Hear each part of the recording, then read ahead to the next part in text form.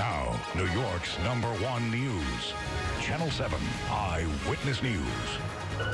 Shock and aftershock from Mother Nature. A 5.8 earthquake based in Virginia, damaging buildings and rattling tens of millions of nerves from North Carolina up to Maine. The nation's capital taking a hit to the Washington Monument and the National Cathedral. There was damage in New York as well. People were starting to panic. Yeah, they were afraid that things were going to start falling on their heads. And all of a sudden, we have another danger to worry about. Are buildings here safe enough to withstand a major earthquake? And good evening, everyone. At 11 o'clock, I'm Bill Ritter. And I'm Sade Benoit. Here's the latest. It's been a night of aftershocks, the biggest measuring 4.2. There are no reports of serious injuries or deaths, and insurance experts tonight say damage from the quake could reach $100 million. From Washington, D.C. to Long Island, we have several reports tonight. We're going to start in the nation's capital. It really rocked today. It sits 80 miles from the epicenter. Eyewitness News reporter Marcy Gonzalez is there for us. Marcy. Bill, President Obama is still on vacation in Martha's Vineyard, so he missed the shaking that gave so many here a scare they won't soon forget. Night settling on what was a rather unsettling day in Washington, D.C. The ground started shaking, people started screaming and running around. The shaking seen and felt from the White House to the Pentagon. The file cabinet started rolling towards us, and the shake was, I mean, it was extreme. From the streets crowded with workers evacuated from their buildings. All of a sudden, everything just shook. A couple of things fell off the table, and then everybody scrambled to the exits. To the Washington Monument, where some of the stones cracked in the quake. The Cross family was on a tour to the top when they say the height made the shaking feel that much stronger. It's a lot of chaos, a lot of people yelling, some screaming. People didn't want to be dying right now. They wanted to make it out, so a lot of praying. No prayer services here at the National Cathedral, now closed after the top of one of the pinnacles broke off. And cracks have inspectors checking to see if this meaningful monument is compromised. It's something that's very disconcerting and raises huge anxiety to be in the middle of, because this place is so important to so many people. We need to look after it. And the National Cathedral and the Washington Monument will both be closed tomorrow, but otherwise it's expected to be business as usual here. We're live in Washington, D.C. Marcy Gonzalez, Channel 7 Eyewitness News. Except for the rattled nerves, of course. Marcy, thank you. The damage also visible in neighboring Maryland. In Baltimore, the earthquake caused part of a wall to collapse at a warehouse. There were no reports, fortunately, of serious injuries. Well, the earthquake tossed a sleepy little town in Virginia into the national spotlight. The quake's epicenter was located near the rural town of Mineral, Virginia, in the central part of the state. Surveillance cameras catching the moment the quake struck the town, shaking supplies off store shelves and causing workers to run in panic. Minor damage there, from crumbled bricks and masonry to shattered storefronts. Earthquakes don't really care much about race or class or status. The ground shakes and everybody's affected. This was the first time many people in our area have felt an earthquake. The big question, will it be the last? Long Island reporter Josh Einiger with that part of our coverage. He's in Garden City for us. Josh? Well, they sure hope it will be the last, Bill. You know, people have to worry about plenty of stuff in the tri-state area. They worry, of course, about terrorism. They're starting to worry about this hurricane that could be headed our way. The last thing anyone expected when they woke up this morning was that they'd feel an earthquake. It ended up didn't do much damage, but it certainly frayed nerves. It was terribly, terribly frightening. If Elena Formasano ever had a need for a night on the town, this was it. She survived this long without experiencing an earthquake, and frankly, she could have done without it today. What you thought was your head doing a trick on you, it wasn't. The building was moving. The 5.8 magnitude quake interrupted haircuts on the North Fork, construction jobs in Queens, and visits to the Empire State Building. We were sure it was just the wind, that the building shakes a little. We had no idea that it was an earthquake. And, you know, there was no extra charge. A relatively harmless and welcome diversion for some. This standard has protected. Perhaps no one more so than Manhattan DA Cyrus Vance, who just launched into an internationally televised press conference after letting Dominique Strauss-Kahn off the hook. So, no, I'm okay.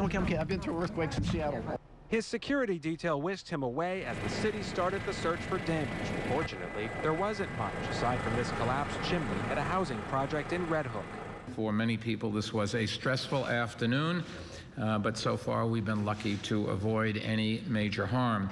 A happy end to a shaky day, and at dinner tonight, Elena treated herself to an extra glass of wine. And I'm going to have another one when I get home. It's hard to blame her. Late word from the MTA late tonight. They are inspecting their train tunnels and bridges all throughout the system to check for any damage. But so far they haven't found any, and the morning commute is expected to be perfectly normal after the tri-state area experienced the worst earthquake in 100 years and more and emerged unscathed. We're live in Garden City, Long Island. Josh Einiger, Channel 7 Eyewitness News. Okay, Josh, thank you. Well, New York City is known for its buildings and skyscrapers, and many of those buildings are old, but can they withstand a significant quake? Eyewitness News reporter Jamie Roth has the answer. She's live tonight from Midtown Manhattan. Jamie? Sade, we spoke to an architect with the American Institute of Architects, and he says New York City buildings are structurally sound for many reasons.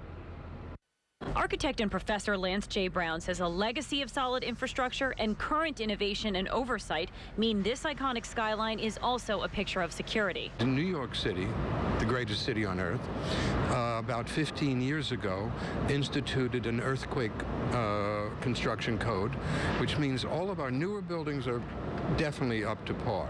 Prior to that, we tended to overbuild a bit anyway. The safety factor that we put into structure was very, very high. Buildings from 1930 to 1960 were well engineered as the city rose. Brown says a great example is the Union Carbide building on Park Avenue. When new buyers wanted a taller building, they did not tear it down. They stripped the skin off it, and they just put another 30 stories on top of it, because the structure for that building was so strong it could actually take another 30 stories. Other buildings, Brown says, like the Empire State Building and the New World Trade Center, for example, are built straight down to the bedrock, which provides a measure of security. It means that when the earth, which tends to liquefies, that part is as strong as it's going to get. As for some of the city's especially old historic buildings, Brown points to their longevity as proof of their durability. If you've got a building that's been here from 1700, I say it's a pretty good chance that whatever it is about its structure, the way the brick was bonded or the way the foundation was laid, is probably pretty good.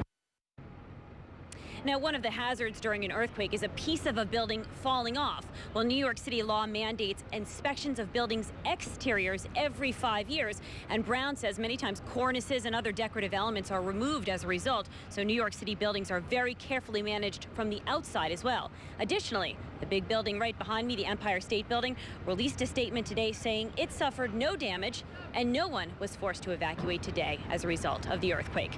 And we're live in Midtown. Jamie Roth, Channel 7 Eyewitness News.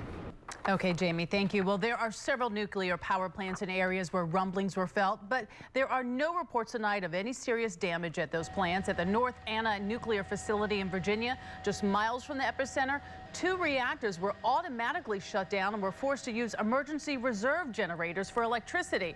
Officials say 4 nuclear power plants in New Jersey and the Indian Point power plant in Westchester County are safe. Quakes are not all that rare on the East Coast, but quakes of this magnitude are. So why was this earthquake felt over such a wide swath of real estate, from North Carolina to Maine to Chicago? Lee Goldberg looking into the science of all this. Very different than California. Lee? No question about it, Bill. I'll get to that in a moment. This happened in an area called the Central Virginia Seismic Zone. There's Richmond, D.C., Charlottesville. In between a rural area, that's I-64. And you can see it was at a depth of 6 kilometers, about 3.7 miles. And the AccuTrack is also pinpointing that aftershock, which was after 8 o'clock at 4.2. And these aftershocks can go on for days and even weeks at a very low magnitude that we might even not feel. But it was the depth that was the key with this, and also the fact that in the East Coast, the bedrock underneath this is very uniform, almost like a concrete slab, so the waves can radiate very far. It was felt in Toronto and into New England, then down into Atlanta. You do have many plates involved here. You have a continental plate, and you see this faded color here, the North American plate. That's interacting. So again, not all that rare to see earthquakes in this area, 200 since 1977. But again, as we said, it was the magnitude that was the key. So high, not felt since 1897. And again, aftershocks can continue.